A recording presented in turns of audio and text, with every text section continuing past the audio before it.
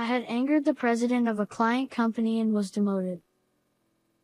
The son of the client company's president came to visit at the new location of my transfer. When the business meeting ended smoothly and all the branch employees went to see him off, he saw one of the plump female employees among them and laughed loudly. So big. I thought she was pregnant. No, she's definitely bigger than a pregnant woman, right? The female employee turned bright red in an instant. Her shocking insult made me lose my temper. And finally, my name is Maddie Paul. I am slightly over 30 years old. I haven't told many people, but I grew up in a single-parent household. Seeing my struggling mother, I wanted to support her even a little, so I decided to work instead of going to university. Fortunately, I got a job at a company that accepted high school graduates like me. I was grateful to the company and, of course, for my mother's sake, I devoted myself to work. Perhaps because of that, I was recently promoted to section chief. It is busy, but this company allows proper time off. So I went to my kickboxing gym on weekends, worked out, stayed healthy, and made sure I could support my mother in the best condition no matter what happened. It would be nice to say that everything was going smoothly, but I had a headache too. That was the president of the client company, Mr. John. Naturally, I had dealt with various people before. Some were difficult to handle, but I always tried to respond sincerely, always remembering that I was working on behalf of the company. Even I was worn down by Mr. John. Mr. John's company was a major client, and I couldn't handle it carelessly. However, sometimes I felt like I wanted to hit him with a file when he was in front of me. Hey, get those 10 cases by this afternoon. I'm sorry. Ordering that amount now and delivering it by this afternoon is a bit. Are you saying it's impossible? I'm asking you directly. Well, if you can't handle it, I'll just ask someone else. Probably, someone else would say it's impossible too. Even though I thought so internally, I somehow managed to lower my head while holding the phone, flattered the president, made him feel good, and succeeded in extending the deadline to the next day. Such things were just the beginning. At one time, Mr. John suddenly canceled an order he had made with his own mouth the day before. I don't remember ordering such things. Cancel all of it. And said, "Hey, what's up with the mid-year gift this year? It's just dry cookies. What cheap stuff did you use? Send something better. The new female employee you brought the other day. She's pretty good. Have her be in charge of our account from now on." Hey, I told you to change to a woman, didn't I? Why is that hot-blooded man here? Can I work seeing that face in this scorching hot season? He was getting more personal. At this rate, it was beyond the scope of work. I thought I should curb Mr. John's behavior early on. So one day, I firmly refused Mr. John's unreasonable request. I'm sorry. It's impossible. Impossible? Do you think it's okay to lose our business with us? It's impossible if it's impossible. If you think about it normally, you should understand that it's realistically impossible. I calmly let Mr. John's furious anger on the other end of the phone pass. I thought that allowing Mr. John to continue his wayward behavior would not be good for the company.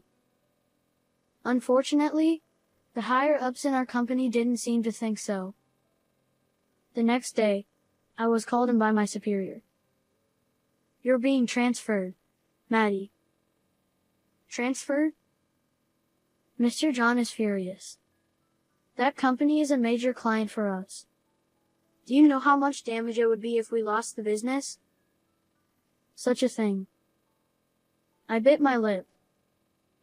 However, there was no way to overturn the higher-ups' decision.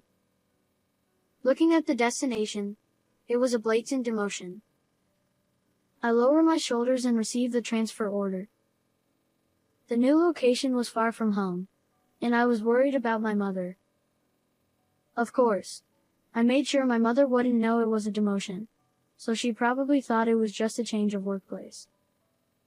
Remember your initial enthusiasm at the new place and do your best. Recalling my mother's smiling face as she sent me off, I was feeling gloomy when. Here you go.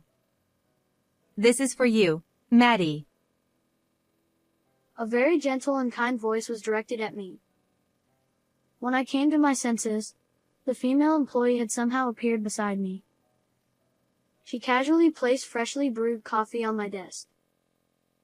And the female employee smiled brightly.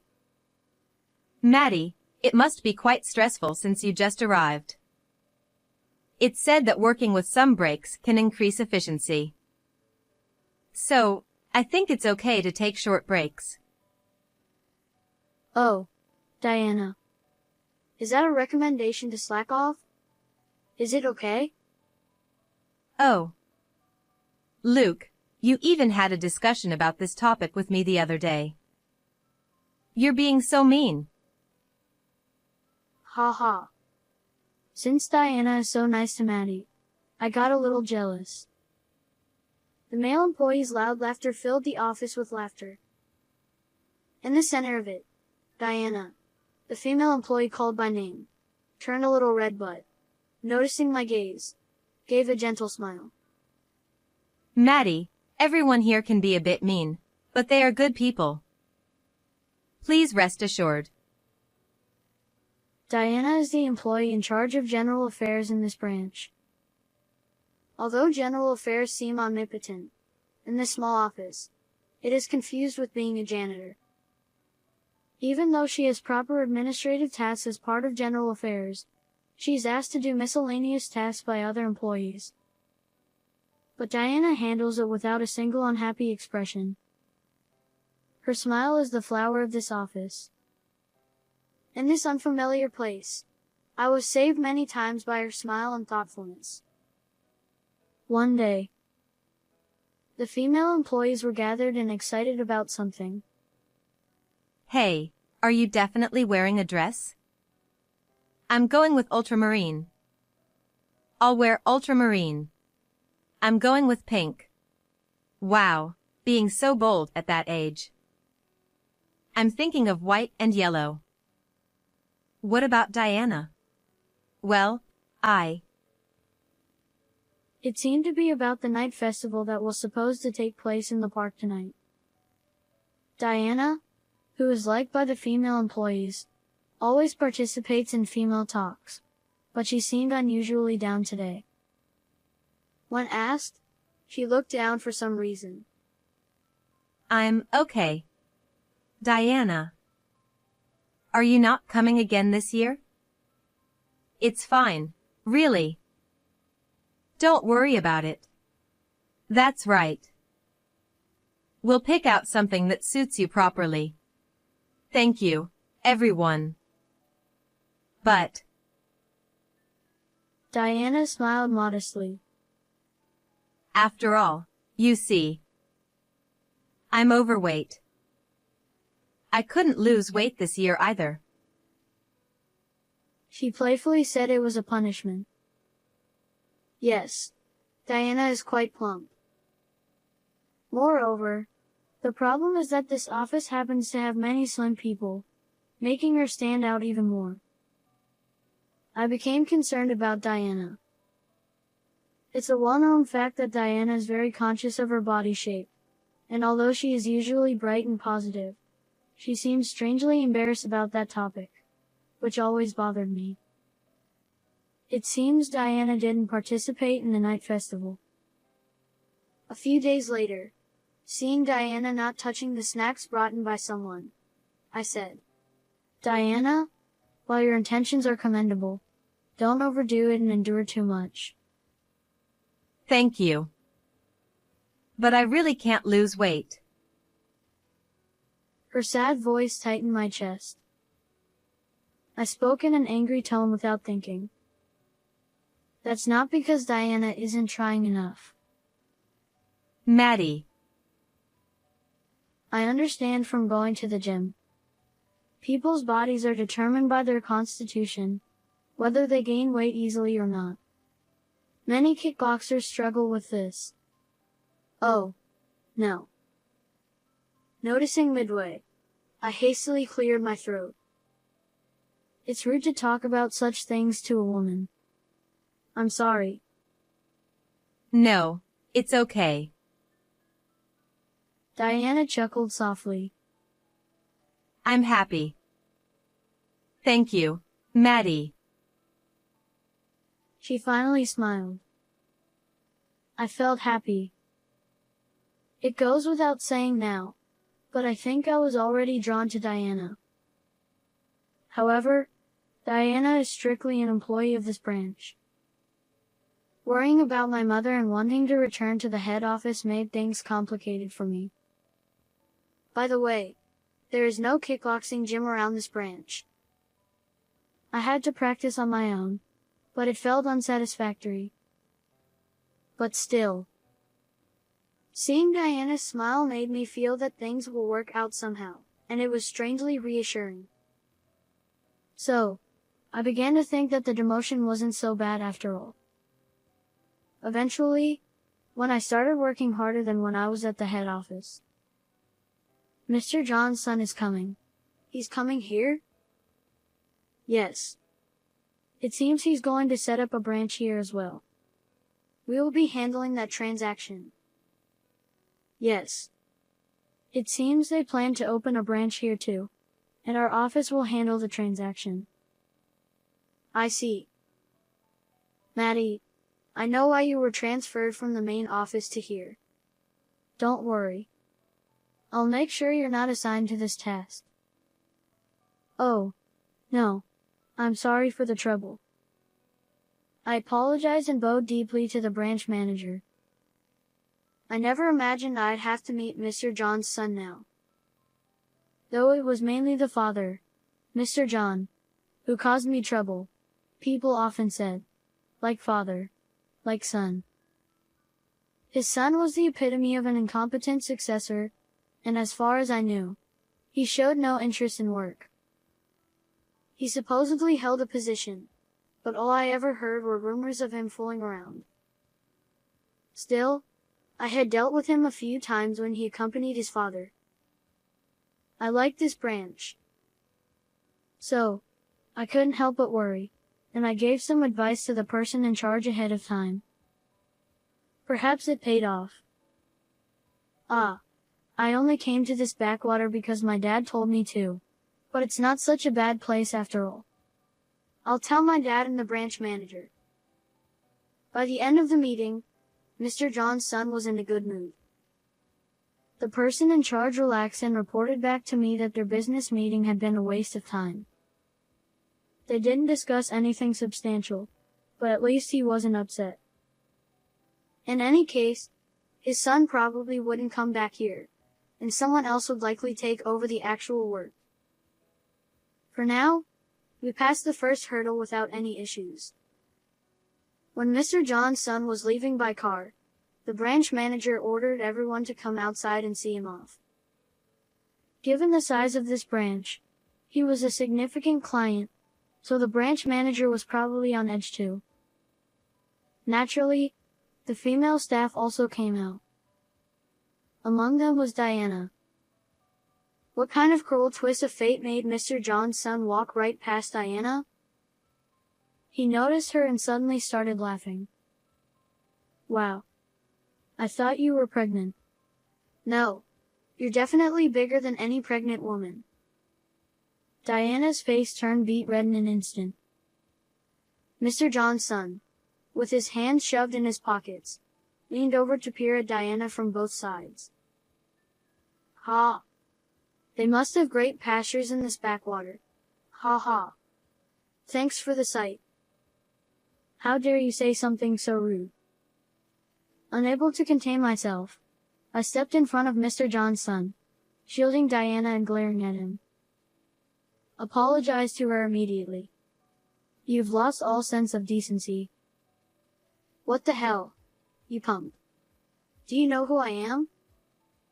No matter how important you are, you have no right to insult her. Mr. John's son, who probably didn't even remember my face, flew into a rage and raised his fist at me. But I wasn't afraid of an amateur's punch. I quickly dodged, pushing Diana and the nearby staff away from him. Perhaps due to his lack of exercise, Mr. John's son lost his balance and fell face first onto the ground. A moment of silence passed. Are you alright? A man who appeared to be Mr. John's son's subordinate rushed over to help him up. Covered in dirt, Mr. John's son was shoved into his car, shouting angrily the whole time. Remember this. I'll have you fired. Whether he remembered me or not didn't matter. We silently watched as Mr. John's son's car drove away. Maddie. From behind me, I heard Diana's faint voice. When I turned around, I saw Diana, her cheeks slightly flushed, gently tugging on my sleeve. Thank you. I felt my face grow hot all at once. We couldn't look each other in the eye, both of us glancing away and fidgeting. The branch manager and others who saw this made it the talk of the branch for a while. It was quite embarrassing for me. But of course, this wasn't the time to be embarrassed. A few days later, I was summoned by the president to the main office. Ah, that son must have tattled to his father. Well, the John family never forgets things like this. Being called to the president's office, it was too big of a deal. This time, I'd surely be fired. I felt my shoulders droop, but I had no regrets about what I'd done. I protected Diana. I didn't involve the other employees. If this meant getting fired, so be it. Even if I had to change jobs, I would still work hard for my mother. But the moment I entered the president's office, I was shocked. Tense with nerves, I stepped inside. There was the president, and standing next to him was Diana, her hands modestly folded in front of her. I was dumbfounded as the president approached me. His walk was as impressive as ever, commanding attention. Yet, as soon as he reached me, he bowed deeply. Thank you, Maddie. You saved my daughter. Your daughter? I couldn't help but look at Diana. She smiled shyly. Diana was the president's daughter. However, she didn't like being treated specially as the daughter of the company's president, so she chose to work as a regular employee at the branch to learn about the business from the ground up. And, well, I was also embarrassed to be at the main office because I didn't want to be a disgrace to my father. What nonsense, Diana. I've told you countless times that you're my pride, never a disgrace. As I watched this overwhelming display of fatherly affection, I realized that Diana had avoided the main office because she was self-conscious about her appearance. Then, the president firmly grasped my hand and began to speak. The John family had lodged a furious complaint. But at the same time, Diana had told him what had happened. The president, finding it suspicious, investigated everything. And finally, he learned the truth. Maddie, I also looked into your transfer to the branch. It seems I owe you an apology for that too. When I was demoted, the president had been overseas on business. Someone else in the company had made the decision to transfer me, and it turned out that this person was in cahoots with Mr. John. No matter how many times I tried to report issues with Mr. John, my complaints were buried before they could reach the president. I thoroughly investigated the John family. I thoroughly investigated the John family situation. It seems you've had quite a hard time. The whole department said you were fighting alone. Oh, no. We've decided to terminate all dealings with that company. So you can rest easy now. Eh? My voice must have shown my worry. The president laughed warmly. That company was indeed a big client, but we're not running a business so weak that losing them would be a disaster. We've been increasing our transactions with overseas partners and not slacking off in our business efforts. I felt a deep sense of relief. However, it's true that things will be tough for a while. So, what do you say, Maddie? You're originally from the main office, so why not come back and help out? Hey, is that all right? Of course. Diana, you should take this opportunity to come to the main office as well. Well. Diana glanced at me briefly, her cheeks flushed. Then she straightened up and said, Yes. I can't let Maddie handle all the challenges at the main office alone. If there's anything I can do, please let me help. Diana, even if you honestly say you want to be with Maddie, I won't be angry. Father. Diana turned bright red and started hitting her father's back, but I was probably blushing even more intensely. Though I was reluctant to leave the branch, which had great people, I would be able to reassure my mother by returning to the main office. My salary would increase, and I could go to the gym. Most importantly, Diana would be working at the main office with me. Even if we weren't in the same department, the arrangement was more than enough for me. Meanwhile, John's company, cut off by us, faced rejection from various other places as well. As a result, their company has been on a steady decline. Even Mr. John's son, who had been fooling around, reportedly got banned from various places. He likely no longer had the luxury to play around as he once did. Recently, I had even more to be happy about. Maddie, I've decided to send Diana to your department. Teach her the ropes thoroughly. Yes. Leave it to me. Thank you. Diana bowed solemnly. As she was technically my junior in the company, she often took a formal attitude around me. But that wasn't enough for me. After the president left, I mustered the courage to ask Diana. I got movie tickets. Would you like to go together? Diana blushed a little. Yes. I'll do my best to wear my new dress. You'll definitely look great, so don't worry. Stop it. You haven't even seen it yet. Still, Diana smiled happily. Her smile was what rescued me from the hardship of my demotion. Now it was my turn to protect her from the difficulties of working at the main office. Next time, I want to see you doing kickboxing. Sure. If you stop using honorifics with me.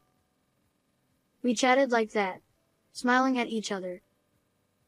As for what happened next, I'll leave that to your imagination. How did you like this story? Please don't forget to subscribe to the channel. See you in the next video.